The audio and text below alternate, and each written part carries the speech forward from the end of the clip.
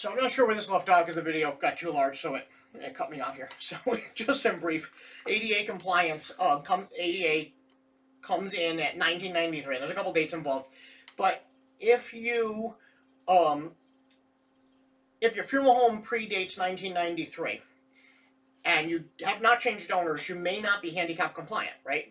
You may be in a situation. So again, my merchandise room does not have to be ADA compliant. Certain areas of your home do not have to be ADA compliant, but the bathroom does.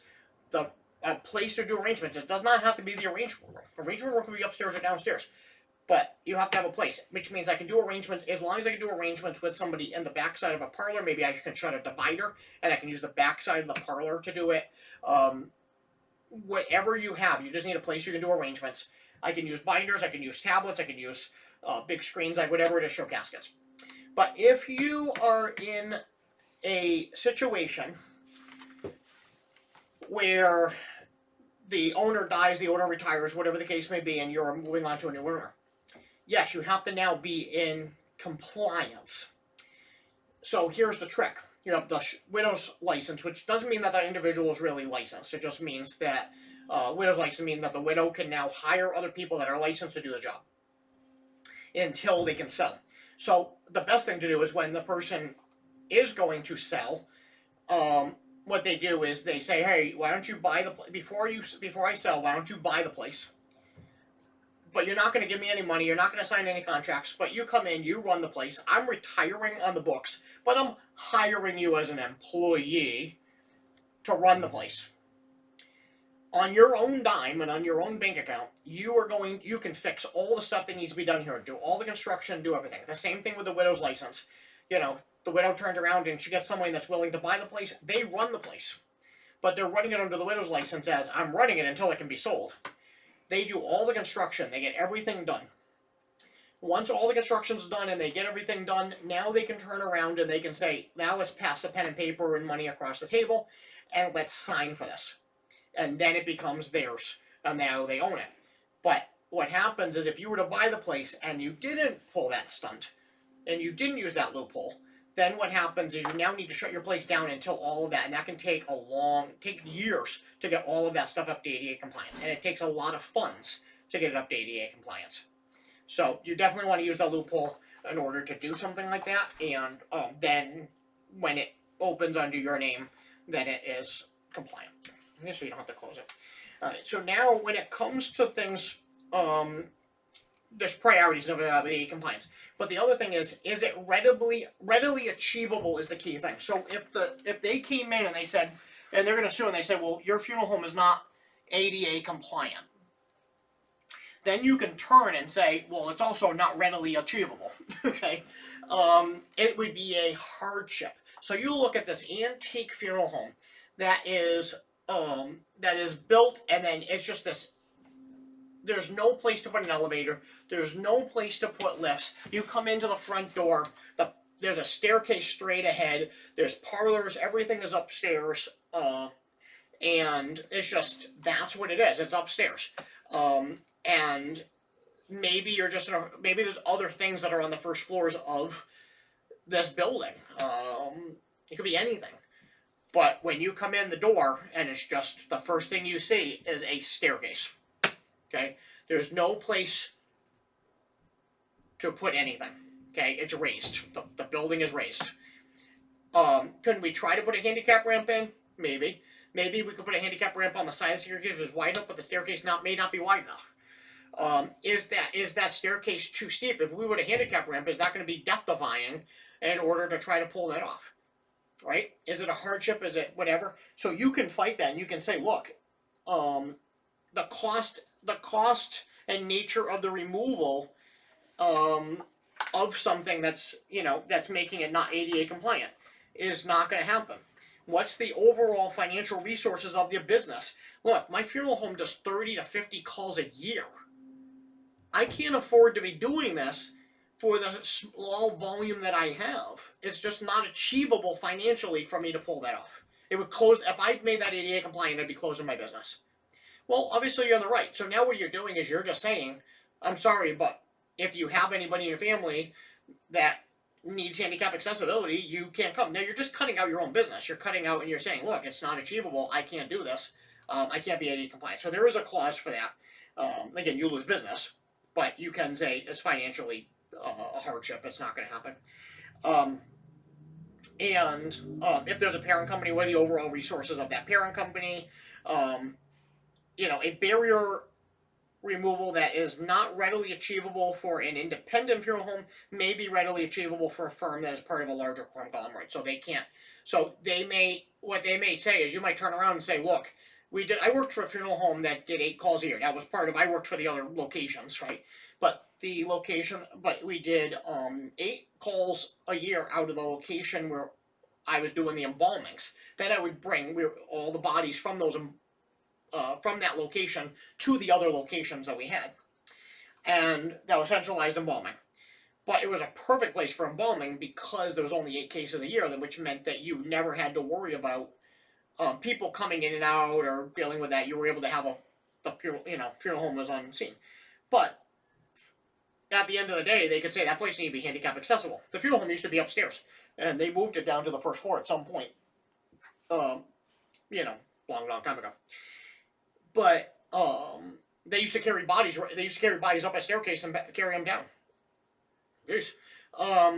Can't imagine having done that. You should have seen the staircase. But what's going to happen is they're going to look and you can turn and say, well, it only does 8 calls a year. We're not making that handicap accessible. It only does 8 calls a year. But they're going to turn around and say, yeah, but your funeral home is part of a bigger group of funeral homes, and therefore you don't get away with that. You could still, the independent that just does 8 calls and works other jobs and then just calls on the side, they could get away with that, but not you. All right. And you can't withhold services because of ADA or ADA protects not just the disabled. You can't withhold it because you're not going to provide services to someone that has AIDS or hepatitis or tuberculosis or something like that. Or someone that you don't want to service just because they're carved in the casket or something, and you're like, that's going to be difficult to serve. You can't get away with that. All right. When we're dealing with pre-needs,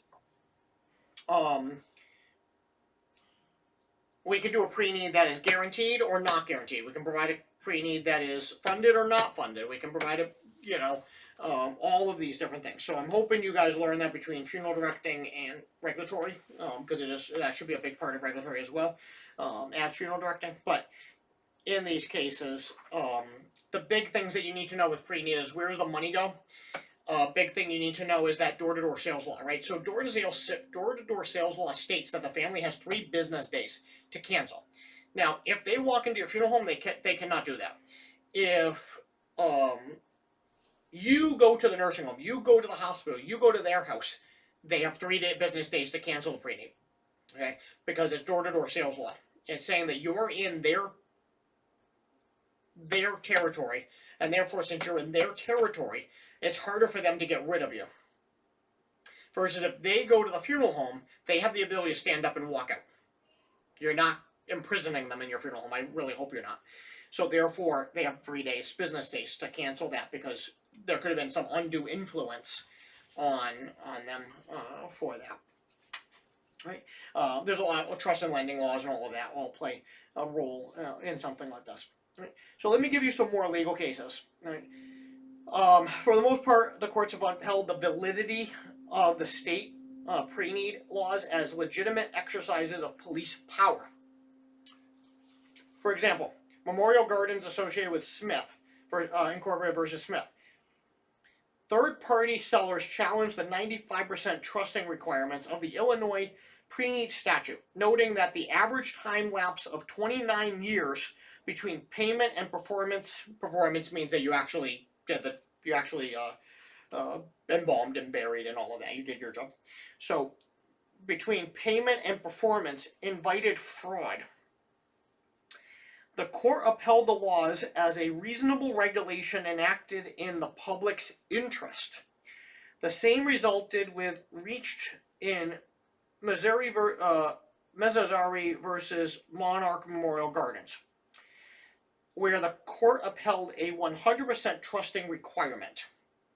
The decision held that the Idaho pre-need law was not unconstitutional, even if it did deprive legitimate businesses of operating funds, since it was a reasonable measure taken pursuant to the state's power to prevent fraud and deceit. So what this is stating is that those funds have to go into an insurance policy or into a trust, and you're not allowed to touch them. Okay, they're saying like, well, I did a pre-need, I met with somebody, that's our money, right? No. Because I'm gonna look and go, wow, I got all this money, I can buy all these hearses, I can buy all these things, look at all these grand things, I'm putting golden columns outside, I'm doing all this. And then they turn around and that burial doesn't take for a while, and then what happens is now, when you go do that service, the funds are not there to provide the service, which it was paying for. It was paying for funeral assistance, it was paying for a casket, it was paying for a church, it was paying for all of these things. And you don't have the money to do that. So that's a problem. The other factor is that it can take, where those funds go, again, should be tied directly to what it is. Can you take money out of a pre-need? Yes. Before that money goes into the trust, you can section money off and you can say, look, we are depositing this much in the trust, but we're using this much for something that could be an expense today. But you better justify it. This is not normal. This is not the normal scope of practice. This is a part of scope of practice, but this is not normal in most circumstances. Most circumstances, that money, you have operating income, you run your funeral home day to day, and that money then goes into that trust or in that insurance policy, and you do not touch it until you have a death certificate to get that out. But under the circumstances that you have to purchase something today, that person says, I want that urn, and you say, there is no way that that urn is going to be available by the time you die. That is a hand-carved, unique urn, or that is a hand-carved, unique casket that this person wants. You have the ability to purchase that casket or that urn. Now, are you using that money to, you're not buying more hearses, I'm not putting golden trim on my wallpaper. I am very specifically buying a piece of that puzzle and putting that into inventory and safeguarding that item until that service takes place. That item is now safeguarded and it is part of the actual contract that you are now going to perform on years later. Okay? So just make sure you know how that works. All right. In this circumstance, again, we do have a lot of legal cases that take place in this, but federal appellate courts have also upheld challenges to state licensing laws which require funeral directors to sell pre-need funeral insurances. Telling you have to do it.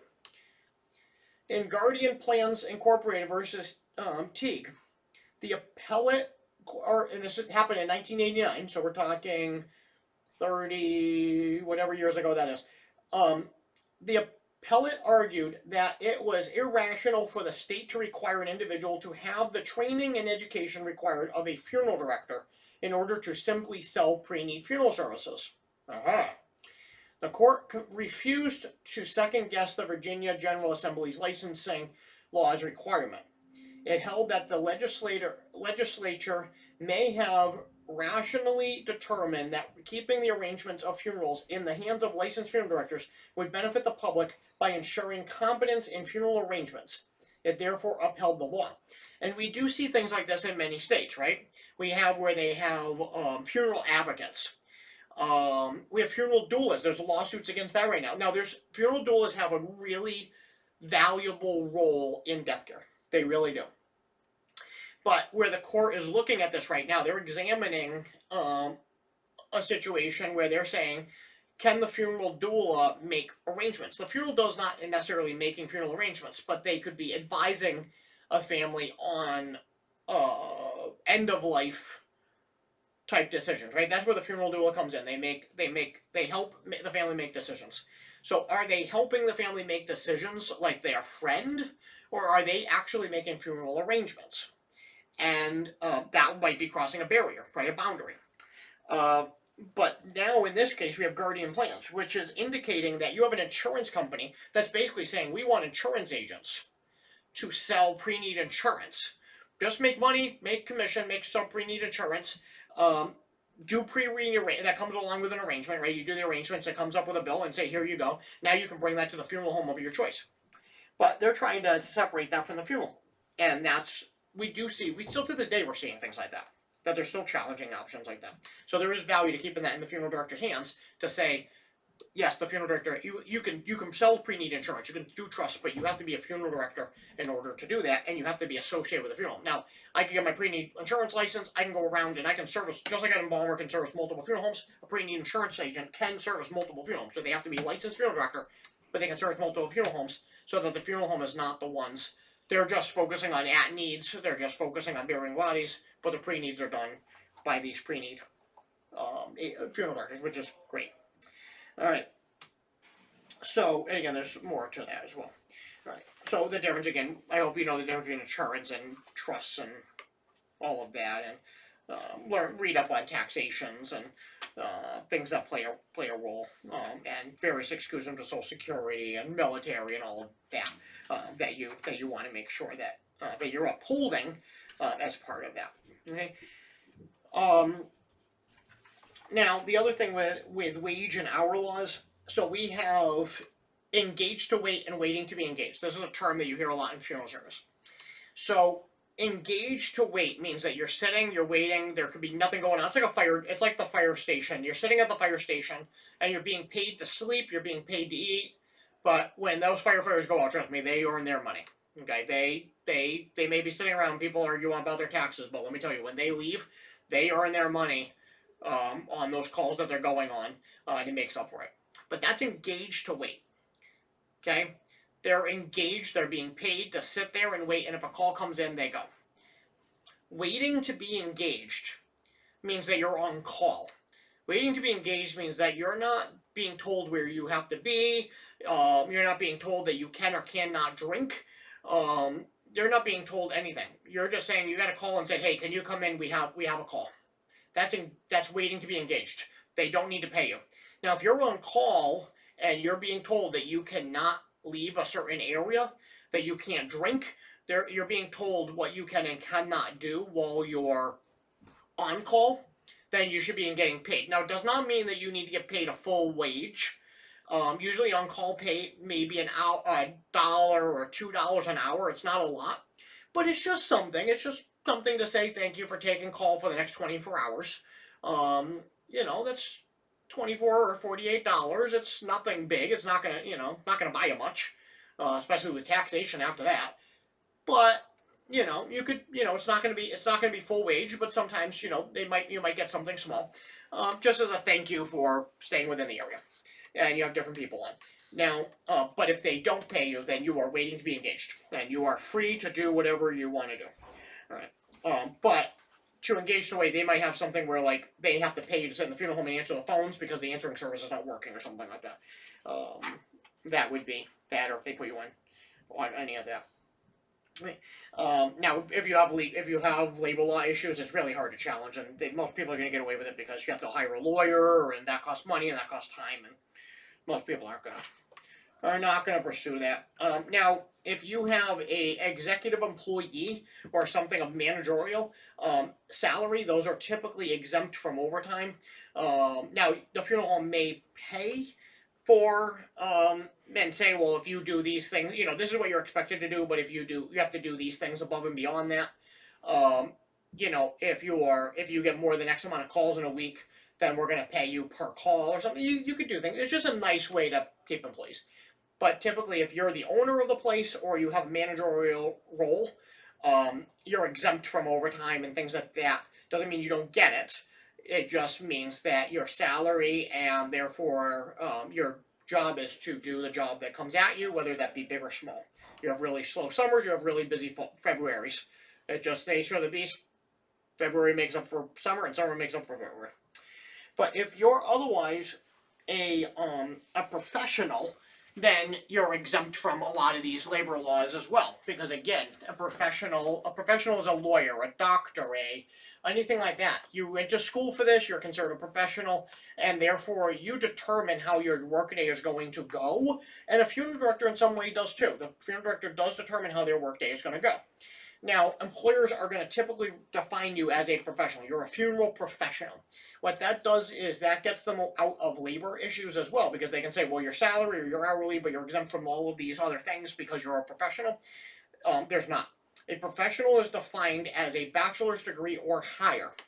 So in the states of Minnesota and Ohio, you are a funeral professional. You are a professional.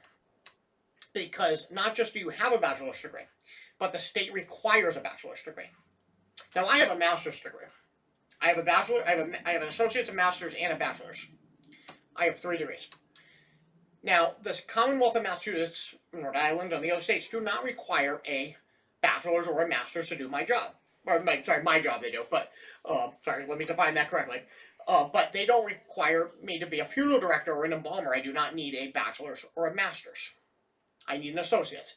Therefore, I am not a professional in the funeral home. None of us are. I don't care what degree you have, you're not a professional. Therefore, the labor laws determine that they have to treat you like an employee. You have all your overtime, you have all of these things simply because you are not a professional. Okay? Now, if they want to treat you like a professional, then they would have to change the state laws, would have to state that you need a bachelor's degree or higher, and then employees would be required to have a bachelor's degree or higher to do the job. Then labor laws would fall into place that you could be treated under the clause of being a professional in the field. Now, in my case, again, yes, my job as a professor, I am required to have a master's degree or higher, and therefore I am considered a professional in my field. All right. All right. So you can bring in outside salesmen, things like that. Again, they do have to fall under the funeral home as far as laws. Independent contractors, same thing. They are representing the funeral home, so do keep that in mind. So just things to consider as far as hours and things like that. But there are laws. You read up on those separately. You do I don't know some if you're going to run a funeral, you know about record keeping, and what the hours and the days of the work week begins. So when you're doing like overtime, it's over 40 hours in the work week.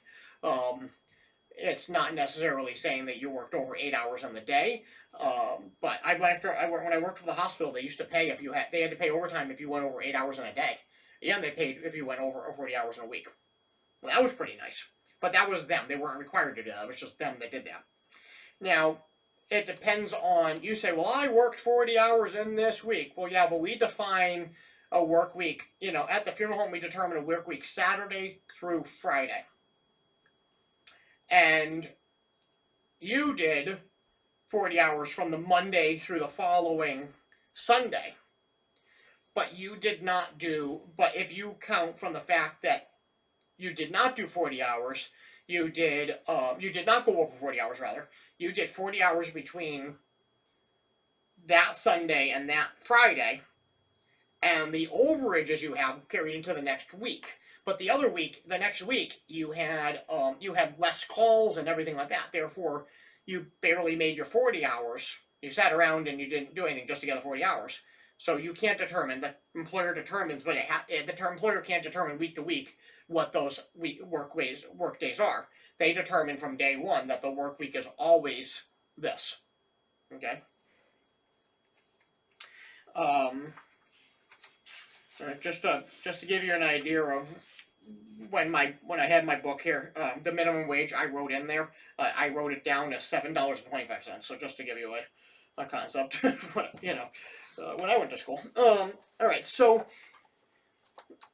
again, anything else, meals, lodging.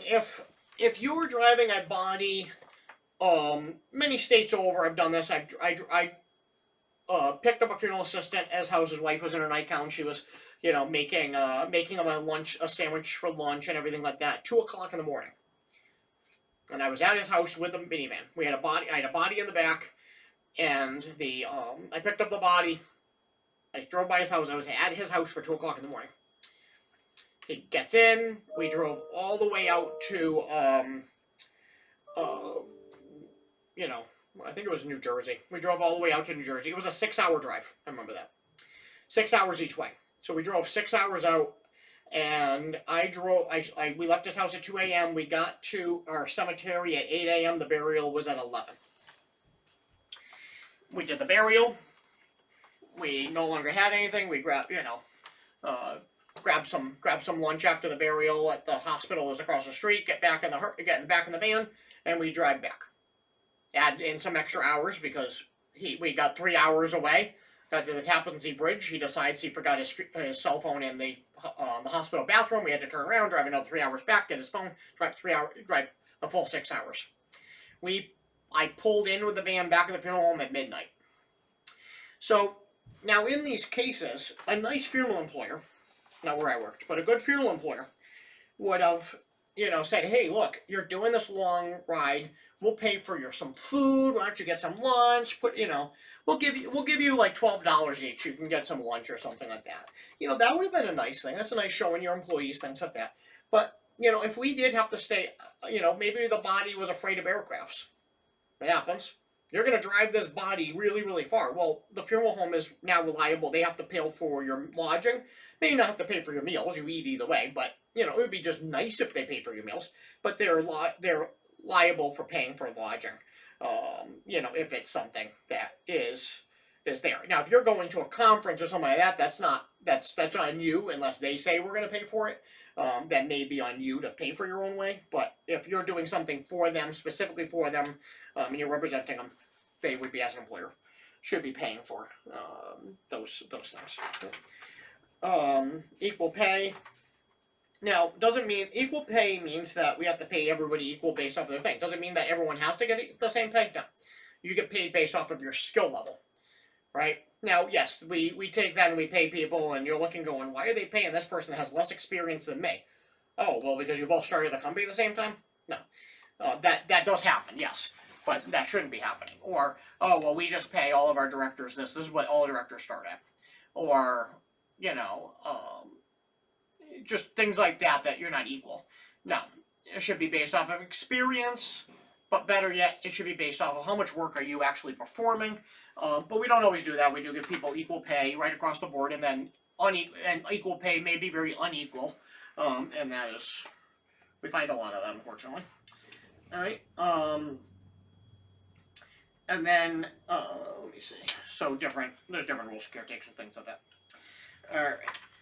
Same thing. So ADA compliance when it comes to employment, and this is an interesting subject. Okay, can you discriminate off of someone's compliance when hiring? Yes, you can.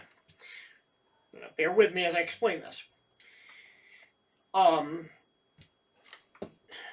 Can you discriminate off of someone being disabled? No. Can you discriminate off of someone based off of their preferences? No. Can you discriminate off of someone based off of their ethnicity? All that? No. Gender's nothing like that. No. But can that be used as a factor and the funeral home can determine that? Yes. If I'm hiring you to do removals, then I need you to be able to do removals. You need to be able to operate a cot. You need to have arms to operate the cot. Okay? Now, if you have a push-button cot and you have a stub you can hit it with, that's great. Okay? But you need to be able to pick up a body and move it over to the cot. You can't do the job. You need to be able to do house removals. You need to be able to carry a body down a staircase. And these bodies are not light. So you cannot do the job because houses are not ADA compliant. And since houses are not ADA compliant, therefore, you cannot be hired to do a removal. The prep room may be located in a non-handicap accessible area of the funeral home. Now, obviously, we bring bodies down there, so there's got to be a way to get the body down there, right? But is it safe for you to go down there? The prep room may or may not. Depends on we may be able to say, you're blessed embalmer. Maybe we can make it work. But we may be able to say, I'm sorry, but our facility is not able to be accustomed. Maybe I can turn an old arrangement room into an office for you, things like that. But there are certain circumstances that just can't be done. And certain roles. You can do this role, but you can't do that role. Can they discriminate, not discriminate, can they not hire you based off of your ethnicity? Yes. Yes, they can. Now, I know a lot of Catholics and Protestants that work for Jewish funeral homes. Okay? I know a lot of funeral directors that are working for Jewish funeral homes. Or Buddhist. Primarily, funeral homes are primarily Buddhist, and they are not Buddhist. Okay? Perfectly fine. But yes, you could say that we service a Mexican demographic, and we prefer to hire someone of Mexican descent. Doesn't mean the person born in Mexico, doesn't mean any of that, just the fact that you're of Mexican descent. Your family comes from Mexico or at some point. They can do that because that is things. A Jewish funeral home could say that we only hire Jewish funeral directors. A Jewish funeral home could do the same thing. They could say that we only hire, veterans. Our funeral home services veterans, and we're a veteran-run funeral home that only hires veterans. Well, they're not discriminating against you for not being a veteran. They have a very specific demographic. When I go to the Mexican restaurant, yes, there's a very large mix of people working and serving me and cooking and all of that. But doesn't it give you that appeal when you go and you have somebody of Mexican descent serving you at a Mexican restaurant? Or if you go to the Chinese restaurant and the person is Chinese? Like, it just gives you that, like, I'm getting Chinese food. Like, well, they may not know how to cook real Chinese food. They're very Americanized, but I get a Chinese person of descent serving me Chinese food and cooking it. I was, walking with a funeral colleague that was visiting from Arkansas. And we went to a Irish restaurant. And bring them to an Irish pub. And the waiters and waitresses were just, very American, but, could have had a Irish last name. I don't know. Okay. So, but, I'm 75% Canadian French. I'm 25% Irish. Whatever. I get an Irish last name. So, but as we walked down, as we walked downstairs where the bathrooms were, that's where the kitchen was. It was in the basement. As we walked down, and you had just about everybody but Irish people at the in the kitchen. It wasn't a bad thing, but it was like, we did make a comment. We're like, wow, I guess the Irish food's not, made by Irish people or something. It wasn't a derogatory way, but it was kind of like it threw you off because you were expecting Irish people in an Irish pub cooking Irish food. The same way if I go to a Mexican restaurant, I don't know who's in the back, but I expect in my mind, and when I go to a Mexican restaurant, I'm picturing a Mexican person cooking food because they grew up under that culture and they understand that culture and maybe they understand the food and just puts that personal touch on how they do it. Doesn't mean that they do any better of a job. And when you do a funeral home, the same thing. When you go there, the family may feel comfortable being with somebody that goes to the same temple as them or goes to the same churches as them. I've done a lot of Jewish services, I've done a lot of Buddhist services. And I'm not either of those. But they also go in and they just feel like you're a part of their culture. And then the same thing is you can provide them a part of that because you are a part of it. You grew up in it. You are going to have a little bit of a take on that, different, the way that you perform that service because you're part of that. So yes, they can. Okay, but they have to justify it. It can't be discrimination. It has to be, for a justifiable reason that they could get. But in general, no, you cannot discriminate on that. Any of those kind of things. OSHA does regulate, what goes on, all the safety measures that take place in the prep room and the funeral home. So OSHA does not make any rules. OSHA enforces rules. So that's something to know. OSHA is an enforcer. CDC, NIOSH, all FDA, FTC, all of them, they make rules. OSHA is an enforcer of those rules, but OSHA does come in. They do want to make sure that you have records on record that are retained for a specific period of time, depending on what they are, things like that. If somebody has needle stick injuries, you have to have those reports stay on file. They're going to look at your formaldehyde exposure standards. If your funeral home is not doing formaldehyde exposure standards, you're going to want to get your funeral home to do formaldehyde exposure standards. Those should take place every year, for both the room and for you. So again, that's where we talked about involving about the time-weighted average short-term exposure limit and permissible exposure limits. That's what I'm referring to. They're going to make sure that you have protective equipment and clothing, all the hygiene products, all of those kind of great things that we do. Respirators, hazardous material. Are your chemicals labeled? Do you have MSDS sheets? Do you have proper training? The bloodborne pathogen course, the course that I teach. So they're going to make sure that you've done that you've taken that. And then next we get into FTC. So again, you have to know, you have to have, FTC goes well above and beyond priceless, and outer barrier container priceless. FTC goes so much further than that, but it does go into just overall providing customers the services that they're paying for, not having any deceptive practices.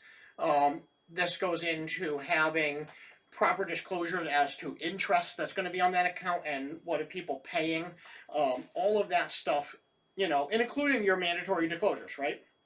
So your choice of goods and services, your non-declinable service fee, your embalming disclosures, your availability of casket price list, your availability of outer burial container price list, your alternative container direct cremation price list. Okay, those are separate.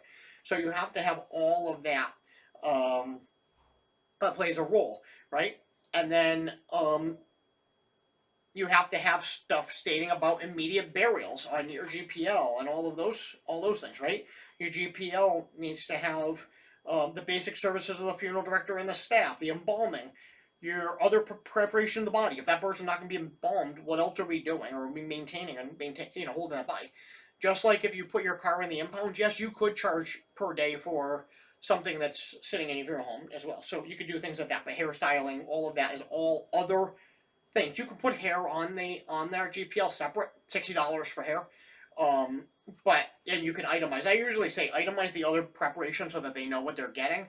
Or you could have a bulk fee that just is other preparation and it includes the hair and the washing and all of those things. So even if they're not going to be embalmed, we still charge the other fee, and that covers our service that we're providing.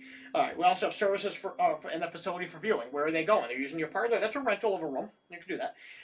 Services and facilities of the funeral ceremony, that's another area. Services and facilities of the memorial service. Okay, so those are all different prices. They're all the same thing, but depends on which one they're choosing. Any equipment or services, people that we need for the graveside service. Transferring the body to and from the cemetery, from the place of removal to the funeral home, and from the funeral home to wherever they're going. What's the fee for the hearse, the limousines, the casket price list, outer barrier containers, forwarding remains, receiving the remains. So if we're getting remains from somewhere else, what's that fee? Direct cremations, all of those things. All right, and then a fee for immediate burials. If we're doing that, what is that going to cost you? But now the key thing with distribution of the GPL, does that have to be given to the family? Yes.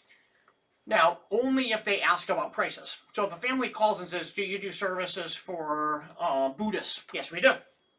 Do I have to give them a GPL? No.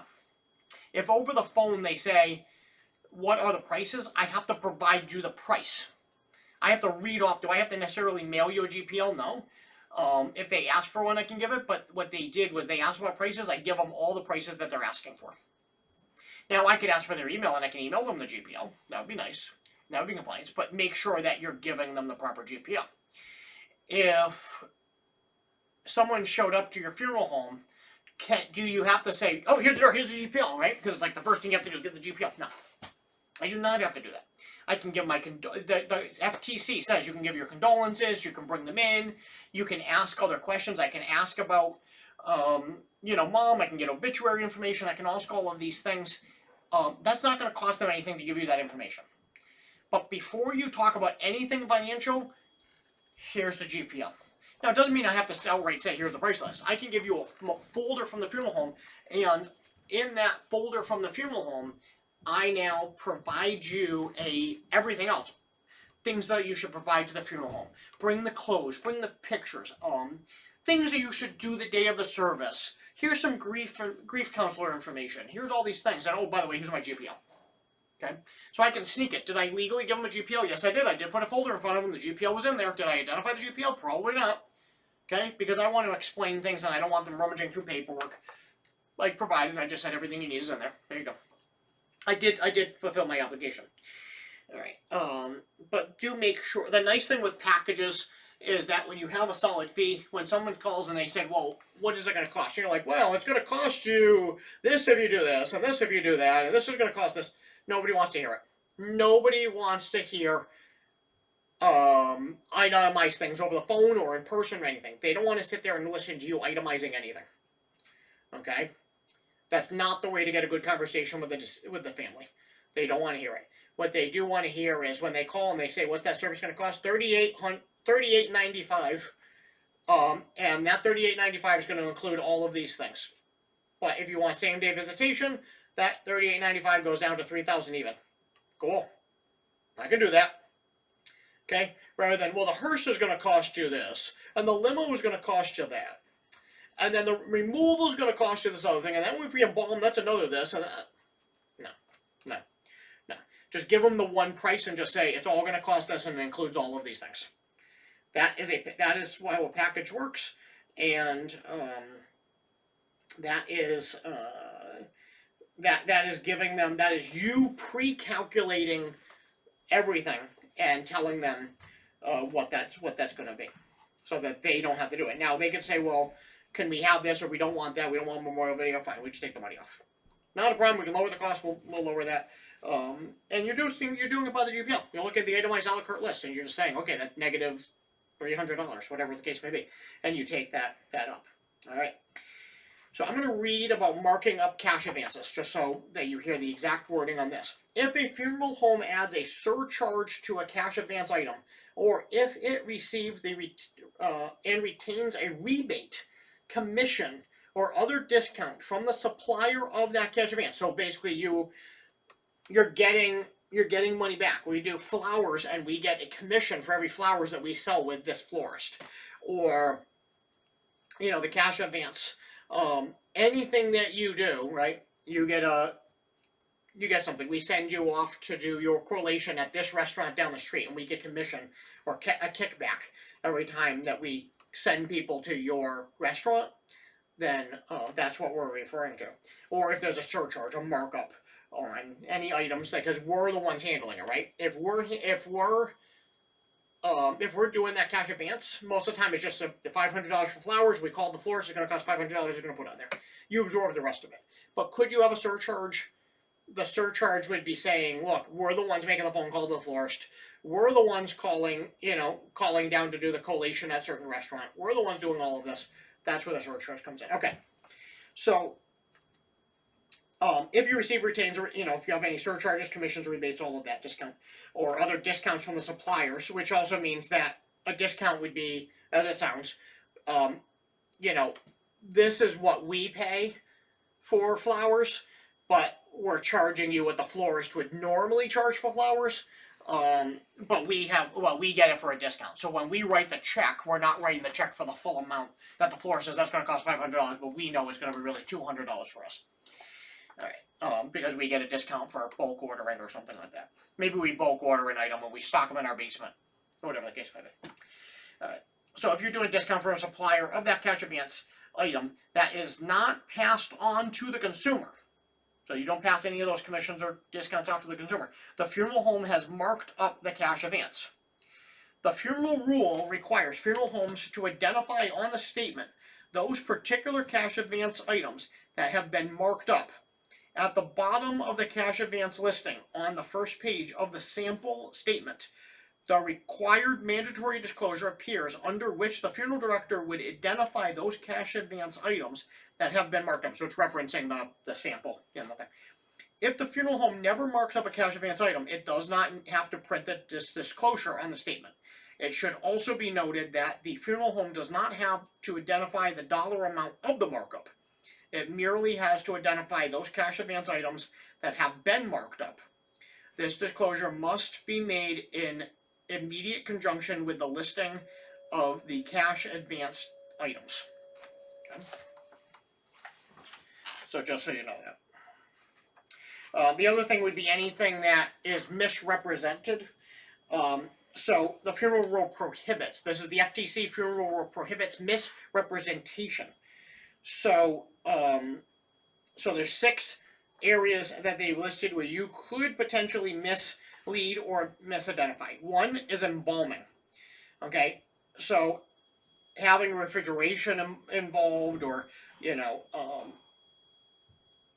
if they wish to have a direct cremation and you're forcing that they have to have an embalming, or they have to have immediate burial and you said they have to have an embalming, which are not cases. When we have caskets for direct cremation, okay, so you're trying to sell someone, they don't need a casket. You can say, well, you can pick from one of these fine caskets to have your mother, cremated in. They do not need a casket. They need a minimal alternative container. That's what we refer to that as, an alternative container, a minimal alternative container, a cremation tray. That is all that's required. That's like, what, $200 for $200 versus $2,000. Yeah, okay. So they don't need to buy that. Now I've known funeral homes that have put that up in the corner and they just said, okay, well here's our cremation selection room with urns. These are our cremation caskets, and this is the container that we're going to put your mother in. Okay, I don't know if I go that far. I don't want them to know what we put their mother in. But, they go, oh, my mother's not going in that. Absolutely not. You're feeding off their grief. So that is undue influence on the feeding off their grief. Go, my mother's not going in that. My mother needs to go in this. Okay? If they didn't, they didn't even know they went in a container. They just thought you brought their mother in a cot and put their mother directly into the retort. They never even knew their mother went into a container. And here you identified that. But the funeral rule prohibits you misrepresenting that they have to buy a casket. That's not the case. Outer burial containers, again, misrepresenting what they need. The cemetery is pre-vaulted with grave liners. They do not need a burial vault. Burial vaults cost extra money. They take out the grave liner, they put in a burial vault. That costs extra money. Now you could upgrade, and that's what they want, and that's awesome. But you cannot misrepresent their need or their requirement for that to upgrade. Or if the cemetery doesn't require it, you can't. But most cemeteries do require that. Legal and cemetery requirements. So the cemetery rule provides a catch-all prohibition against any type of misrepresentation concerning legal or cemetery requirements. In addition, funeral directors are required to list and describe on the statement of funeral goods and services selected any legal cemetery or crematory requirements that compel the consumer to purchase the funeral good or service. Okay, so you're saying these are cemetery requirements, legal requirements. This is just a catch-all that says you can't do any of that. Preservative or protective claims. You're basically saying that this body's going to last forever if we embalm. That's not true. We know it's temporary. You're saying that buying a burial vault is going to protect them from all water damage and tree roots and all of that. We know that's not true. This casket, if you buy the one with the gasket seal, it's going to protect your mother. Will never get wet. No tree roots. Oh, I want that for my mother. We know that's not true. So these are not the cases we want. Okay. And then the last one would be cash advances. You're putting a disclaimer of what is with cash advance. Okay. So a tying arrangement exists when a seller requires a purchase of an unwanted item in order to obtain a desired good or service. So this is like when I go to buy my truck and they say, well, you can buy this truck, but you can only have heated seats if they're leather. But I don't want leather seats. I want fabric seats, and I want them heated. Nope. We don't put heated things in anything but leather. Well, yep, you can have the trailer hitch, but you can have the 4-wheel drive package. Well, I don't want that. And I do want a 4-wheel drive package, and I do have it. But, they can, in those cases, they're tying something. And you could do the same thing in a funeral home, right? This is prohibiting you from tying things together. This is not saying, well, you can have a direct cremation, but you have to buy a fancy urn. All right? not the case, right? You can only do this, but we only allow that, right? And so that does prohibit that, okay? The only cases where you can tie it in would be the non-declinable basic service fee, right? Everybody has to pay that. Anything that's legally required by law, obviously. Anything that's impossible, impractical, or exclusively burdensome. So let me read that off. The funeral rule provides that funeral directors are not required to honor a request for combination of goods and services that would be impossible, impractical, or excessively burdensome to provide. Okay? So you can't, you're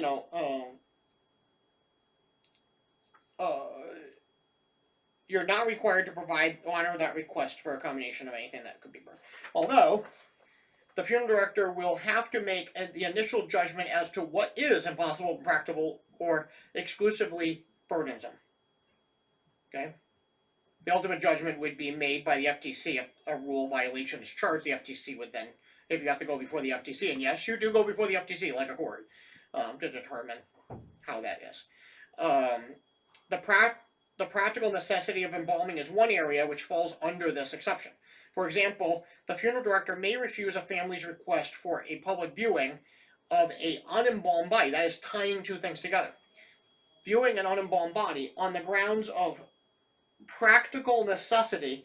It may be offensive to members of the public to view an unembalmed body. Embalming in such circumstances is widely recognized as a practical necessity. On the other hand, if the family requests a brief viewing of an unembalmed body just for immediate family members, the funeral director cannot refuse that request. Okay? So again, you can say, I cannot show a body under this condition unless you're embalmed. That's tying it together, but that's legally allowed. Okay? But if the family wants it private, no, you can't. You can't do that. Third-party merchandise, again, you have to accept it. But do check it. You can sign and say, look, you notice that there's scratches and dents and things like that. You can have prior permission to embalm from that individual. And then if you did it, are you in the wrong? Probably not, because you did get permission to do that. Right?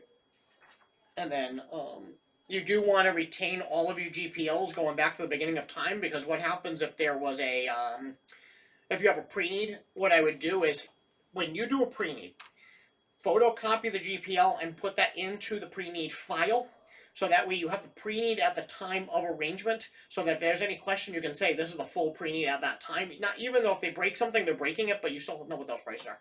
But always document. Put a binder together, and just every time you have a GPL that you create a GPL, just adds it to the binder from the beginning of time. You just have that, and that just goes on a bookshelf. And then if anybody questions, questions anything, you can always go back to the GPL from that time frame. You can't, you can't just change prices off and on people, obviously. Determine, well, I'm going to change the GPL this morning. But you could warn them and just say, I've had pre-needs where they did, and they said, well, we don't know if we're going to fund it or not. We'll have to talk to some people and decide if we're going to write a check. Perfectly fine. Just so you know, it is December 20th, and my boss did tell me that as of January 1st, he's changing the prices. They're all going to increase. So if you're going to fund this, if you fund it prior to December 31st, we're going to be on these prices. But if you fund it after that, we're just going to have to sit down, we're going to rewrite this contract we have, and we're just going to adjust the prices. It's as simple as just rewriting new prices, and then we'll sign it, and we'll have a new contract with the new prices. Now, I didn't say you're going to pay more. I just let them know so that they had understanding. Because that would have been really bad on my part if they showed up after January 1st. And I don't know if they funded it, because I would have gone to my boss. But, in all reality, that would have been bad on my part if they did that, right? So, in these cases, again, we have, collections and things like that. You definitely want to know about finance charges. You can have fees for not paying bills and finance and things like that. But you just have to be consistent with your percentage rates and things like that. That all play a role. And just know how that all works out. Know about the Magnuson Moss Warranty Act. Things like that. It has to do with warranties. And, the FTC's credit practices regulation. Know about that. When there's co-signers, you're going to want to know that there's a disclaimer on there that says something like, you are being, asked to guarantee this debt. Think carefully before you do. If the borrower doesn't pay the debt, you will have to be sure that you can afford to pay if you have to, and that you want to accept this responsibility. You may have to pay up to the full amount of the debt if the borrower does not pay. You may also have to pay late fees or collection costs, which increase this amount. The creditor can collect this debt from you without first trying to collect from the borrower. The creditor can use the same collection methods against you that can be used against the borrower, such as suing you, garnishing used against the borrower, so suing you, garnishing your wages. If this debt is ever in default, that fact may become part of your credit record. So something like that would have to be on something, if you're doing a co-signer or something like that. And there's lots of things, and if you ever lacked, again, this book, I do have examples of all of these lending documents, all the disclosures, everything. I have all the figures and the appendixes in here. I hope this helped you guys. If you have any questions about the legalities, regulatory compliance, mortuary law, or anything else, by all means reach out. I would be more than happy to expect. This is so much information, and this is just a quick summary between these two videos. This is just a quick summary of what we're looking at, and It can get much deeper, a lot of situations, and what happens in the situation, by all means, reach out. I'd be more than happy to help you with that.